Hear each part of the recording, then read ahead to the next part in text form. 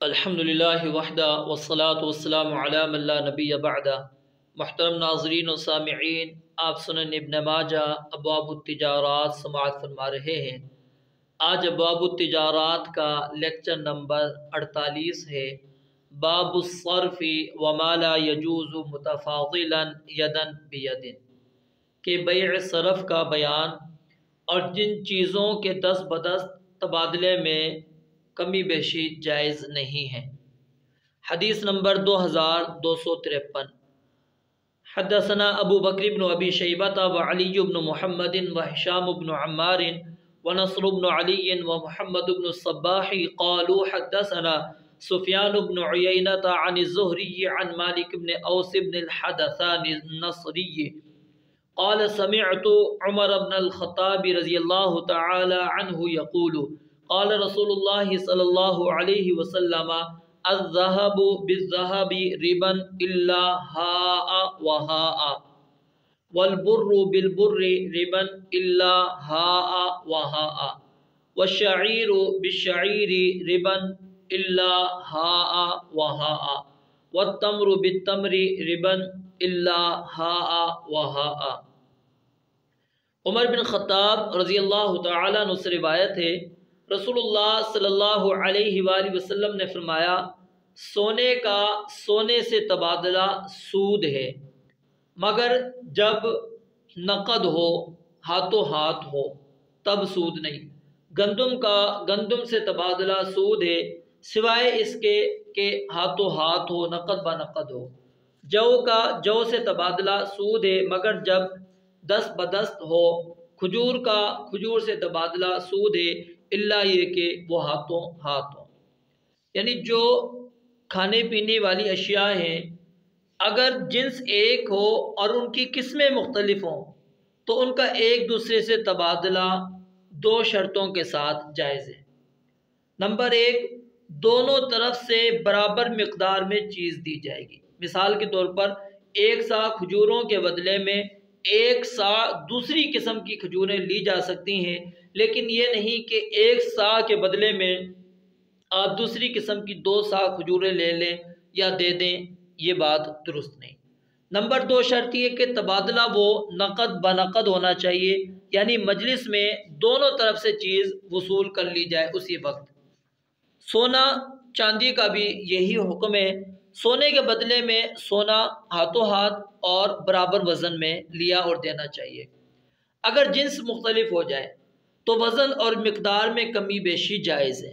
جب جنس مختلف ہو جائے گی تو پھر اس وقت وزن اور مقدار میں کمی بیشی جائز ہے، لیکن اس وقت یاد رکھیں تبادلہ نقد ہوگا، صرف وزن کے اندر آپ فرق کر سکتے ہیں۔ مثال کے طور پر گندم کے بدلے میں جو لے رہے ہیں یا سونے کے بدلے میں چاندی، اب ظاہر بات ہے ان کی اگر ایک مقدار رکھ دی جائے تو پھر تو یہ دوسرے کے ساتھ ناانصافی ہو جائے گی، کیونکہ چاندی کی قیمت کم، سونے کی قیمت زیادہ ہے۔ تو اس لیے یہاں پر وزن اور مقدار میں کمی بیشی ہو سکتی ہے، لیکن تبادلہ دونوں طرف سے فوری ادائیگی کی صورت میں ہوگا۔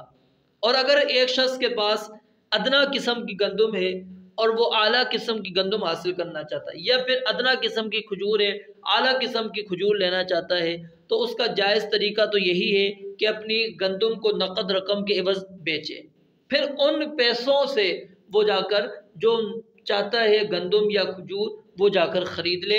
اس طرح تبادلہ نہ کرے، کیونکہ رسول اللہ صلی اللہ علیہ وسلم نے اس کو سود کے اندر شمار کیا ہے۔ حدیث نمبر 2254۔ حدثنا حمید بن مسعدہ حدثنا یزید بن زریع وحدثنا محمد بن خالد بن خداش حدثنا اسماعیل بن علیۃ قال حدثنا سلمۃ بن علقمۃ التمیمی حدثنا محمد بن سیرین ان مسلم بن یسار وعبد الله بن عبید حدثاه قال جمع المنزل بین عبادۃ بن الصامت ومعاویۃ اما فی کنیسۃ واما فی بیعۃ فحدثهم عبادۃ بن الصامت فقال نهى رسول الله صلی اللہ علیہ وسلم عن بیع الورق بالورق والذهب بالذهب والبر بالبر والشعير بالشعير والتمر بالتمر قال أحدهما والملح بالملح ولم يقله الآخر وأمرنا أن نبيع البر بالشعير والشعير بالبر يدا بيد كيف شئنا۔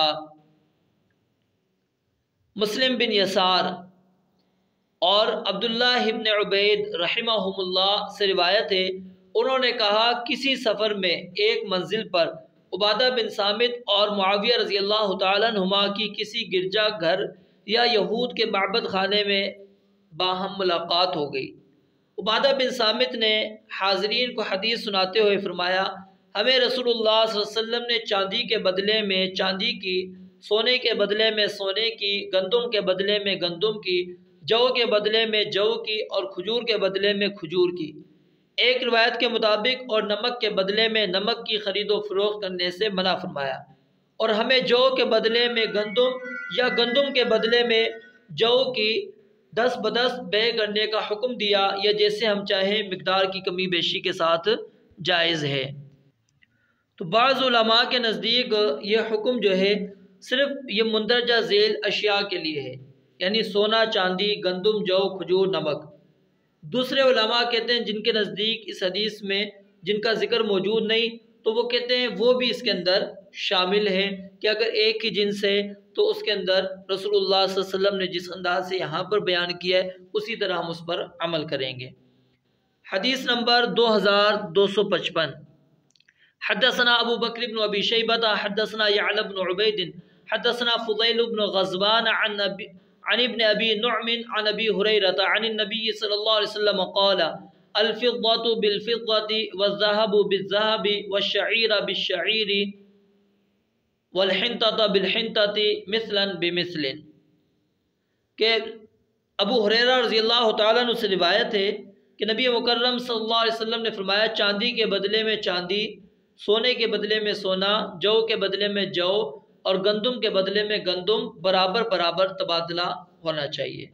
حدیث نمبر 2256، حدثنا ابو قریب قال حدثنا عبدة بن سلیمان عن محمد بن عمرو عن ابی سلامة عن ابی سعید قال كان النبي صلی اللہ علیہ وسلم يرزقنا تمرا من تمر الجمع فنستبدل به تمرا هو اطيب منه ونزيد في السعر، فقال رسول الله صلی اللہ علیہ وسلم لا يصلح صاع تمر بصاعين ولا درهم بدرهمين ولا والدرهم بالدرهم والدینار بالدینار ولا فضل بینہما الا وزنا۔ سیدنا ابو سعید رضی اللہ تعالیٰ عنہ سے روایت ہے، انہوں نے فرمایا نبی علیہ السلام ہمیں ادنا قسم کی کھجوریں عنایت فرماتے، ہم ان کے بدلے میں ان سے بہتر کھجوریں زیادہ نرخ پر خرید لیتے۔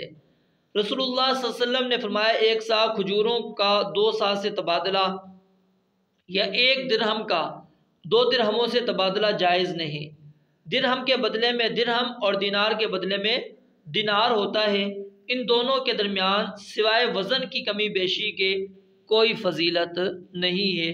تو یہاں پر بھی نبی علیہ السلام نے واضح کر دیا کہ کھجور کا اگر کھجور کے ساتھ تبادلہ ہوگا تو وزن کی کمی بیشی کے ساتھ جائز نہیں۔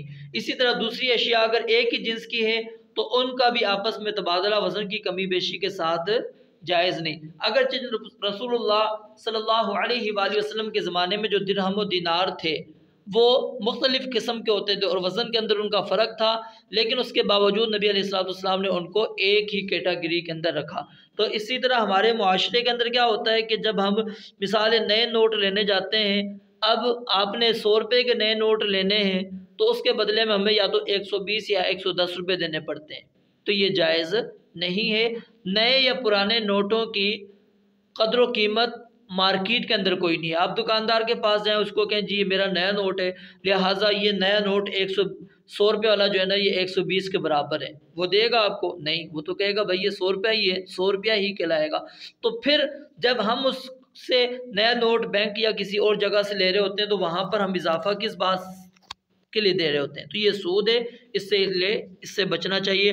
رب العالمین سے دعا ہے اللہ تعالیٰ سمجھنے اور عمل کرنے کی توفیق عطا فرمائے۔ وآخر دعوانا الحمدللہ رب العالمین۔